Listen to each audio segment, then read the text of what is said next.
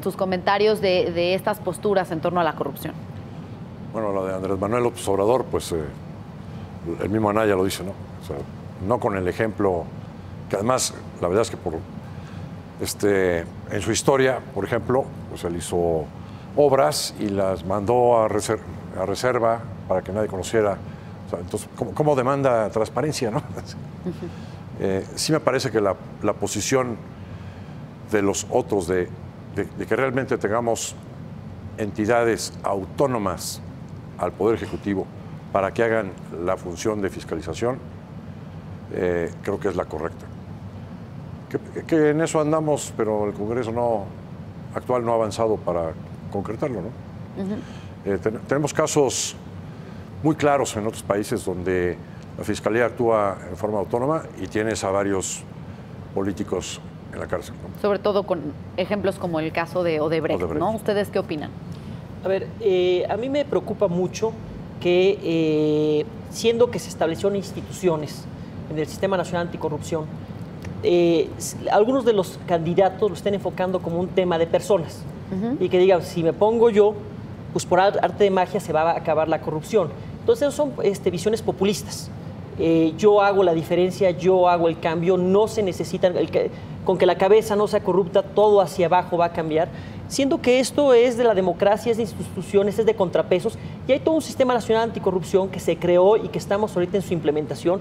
Ya lo refería a unos candidatos a Anaya, falta nombrar el fiscal general, el fiscal anticorrupción, falta nombrarse puestos, pero es nombrar a los que faltan, a los magistrados, llenar ese entramado institucional, ese entramado legal, y respetando el Estado de Derecho, atacar el flagelo de la corrupción. Que esto sea por voluntarismos o o una cuestión de personas me parece preocupante, porque eso es dañar la democracia, dañar las instituciones de la democracia, dañar los contrapesos. Entonces, la verdad, no me gusta lo que oigo. El enfoque de Mid es también, como yo soy bueno, yo créanme que no soy corrupto y yo haré la diferencia. Fíjense en las personas, llegaron las instituciones, porque pues pareciera ser que no sale muy bien parado el PRI, claro, a ese respecto, ¿no? Entonces hay que enfocarnos más en las instituciones, no solamente en las personas. Bueno, yo creo que hay un poco de todo. Creo que la corrupción será una de las variables más relevantes para esta elección, si no es que quizás la que defina la elección, ¿no? Exacto. Y el hartazgo de todo mundo frente a la corrupción. Me parece que el acercamiento que están teniendo los candidatos, todos se manifiestan un poco en contra de la corrupción. Hombre, es lo que hay que hacer, pero tampoco dicen con claridad qué va a pasar, ¿no? El candidato Andrés Manuel lo ha dicho miles de veces, que terminará con la corrupción porque él es honesto y en consecuencia, quién sabe cómo, pero todos se volverán honestos muy rápidamente. Y lo que es más divertido de este enfoque es, una vez que terminemos con la corrupción, se liberarán miles de millones de pesos de recursos con los cuales voy a fondear absolutamente todos mis proyectos. 500,000 millones, sí, ¿no? que además es un número también mágico, que él refiere a un estudio del Banco Mundial que no existe, ¿no? Pero bueno, esa postura a mí me parece delicada, sin duda delicada, porque no solo está hablando de abatir la corrupción, que me parece por sí mismo un fin loable, que es lo que creo que todos deberían decir, sino que a través de ese fin va a permitir fondear todos sus demás proyectos. Y me parece que es una postura que llama a engaño. O sea, esta idea de yo soy honesto y por lo tanto todos van a ser honestos, llama a engaño, pero me parece que le está resultando bastante eficiente, ¿no? Mid está recurriendo un poco a lo mismo, de una forma más elegante, diciendo, no hay partidos corruptos, son las personas, son políticos, ¿no? Entonces pues yo creo que es distinto, ¿no? Yo creo que hay partidos que permiten la corrupción y que la han permitido de forma sistemática. Y desafortunadamente él, independientemente de su honestidad, él milita, bueno, no milita porque es ciudadano, pero está siendo candidato de un partido que representa las prácticas de corrupción más grandes de las que hemos oído en la historia reciente. Anaya por ahí tiene algunas acusaciones de las cuales no se logra librar muy bien, y Margarita pues da una postura que a mí me parece sensata, donde dice tiene que haber transparencia y rendición de cuentas, que bueno, me parece que tendríamos que atender, ¿no? Y que además tenemos la tecnología para que pudiéramos movernos hacia un esquema donde haya mucha más transparencia y los ciudadanos podamos evaluar una mejor rendición de cuentas. Entonces, Enrique, ¿no es posible recolectar estos 500,000 millones de pesos que propone Andrés Manuel López Obrador, terminando con la corrupción a través del ejemplo? No hay manera. No, digo, si agarras a los principales nombres de los corruptos más sonados y les quitas todo lo que se robaron, pues a lo mejor llegas a... y lo logras recuperar, ¿no? Porque no es tan fácil. Pues a lo mejor llegas a 25,000 millones de dólares, que es una sola vez. Ya. Pero si tú te pones a dar dádivas durante 6 años, que cada año se repite, y que pueden sumar, ya hubo cálculos al respecto, ¿no? Que dicen, la suma de todas las dádivas prometidas da más o menos 4 billones de pesos. No hay manera de financiar eso. Y hablando un poco de las propuestas económicas, Andrés Manuel López Obrador habla del modelo del desarrollo estabilizador. Ernesto, tú escribiste sobre eso. No es factible en un momento en el que nuestra economía es una economía abierta, una economía moderna. Bueno, es el canto de las sirenas, ¿no? Si tú analizas los números en la historia de la economía de México, la mejor época que hemos tenido es la del desarrollo estabilizador, del año 54 al año 70. Un crecimiento promedio del PIB de 6% anual, con una inflación del 3%. Era una política, en primer lugar, de control del Estado de todos los sectores, de los empresarios, de los trabajadores, del campo. En segundo lugar, proteccionista al máximo, había que desarrollar la industria. En tercer lugar, pues habría que darle a los trabajadores mayores prestaciones sociales, ¿no? De seguridad social, servicio médico, salarios que fueran creciendo en términos reales, préstamos como el Infonavit, etcétera. Y a los campesinos, precios de garantía, créditos para el campo.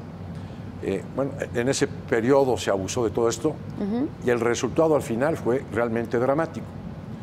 Tenías una industria que habían quebrado muchísimas empresas, pero tenías muchos empresarios muy, muy ricos, una desigualdad social muy fuerte, empresas que producían con muy mala calidad, con muy altos costos, no podíamos exportar, tuvimos cada vez que importar más cosas. A los trabajadores, pues en lugar de que los salarios fueran creciendo, pues más bien se les fue acabando las fuentes de empleo. A los trabajadores del campo los condenaron a la pobreza de estar pagando el crédito y no me alcanza por la producción a pequeña escala. Fue una verdadera tragedia que además desencadenó en el siguiente episodio de la historia mexicana, de la economía mexicana, que es la del desarrollo desestabilizador, Echeverría y López Portillo, donde fue el acabose. ¿Cómo ven ustedes esta propuesta? Pues a mí me parece pues una ocurrencia.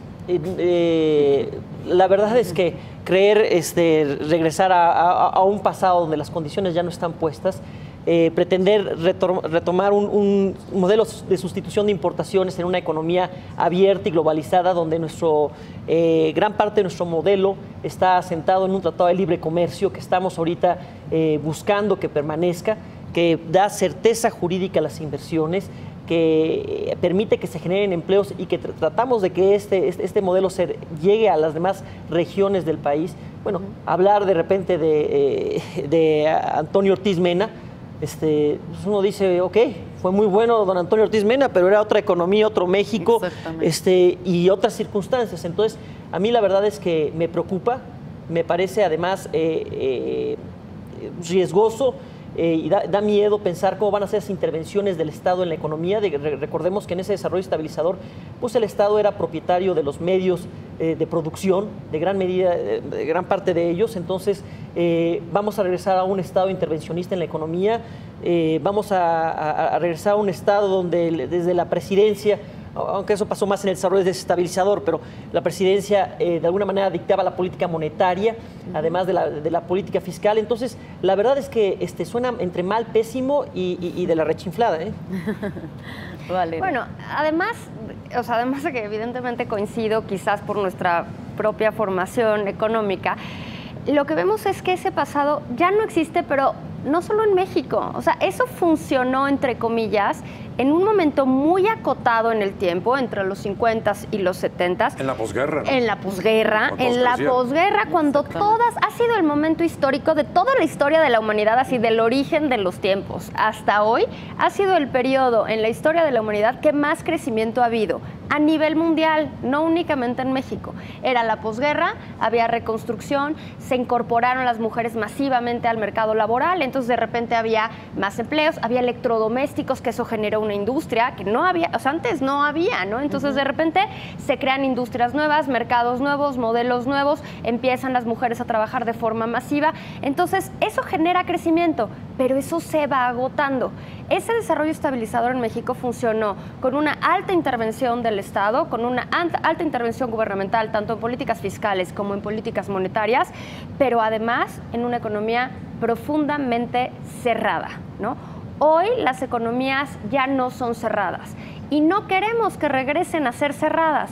No solo no queremos, simplemente no vamos a poder. En algún momento oí a un empresario decir que la economía abierta era como hacer huevos revueltos y simplemente ya no los puedes desrevolver, ¿no? Entonces, regresar a una economía cerrada, cuando tienes coches, o sea, cuando tienes, mira, coches es un bien muy, muy complicado, pero cuando hablas de una camisa, que la tela se produjo en un lugar, el insumo para la tela se produjo en otro, se cosió en otro y se vendió en otro, y estás hablando de un bien relativamente sencillo, hablas de la magnitud de la integración de las economías. Entonces, regresar a esta historia de ahora vamos a producir todo lo que nosotros consumimos, ya quiero ver que le digas eso a la población. Entonces, ¿sabes qué? De entrada ya no vas a poder tener tus teléfonos. ¿A qué crees? La pluma que usas está hecha en China, ¿no? Claro. Tu cuadernito, no, lo trajiste de quién sabe dónde. La ropa que traes está hecha en Vietnam.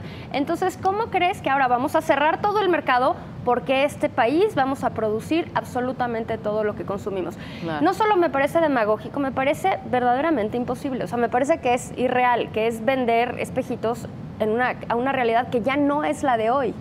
Y que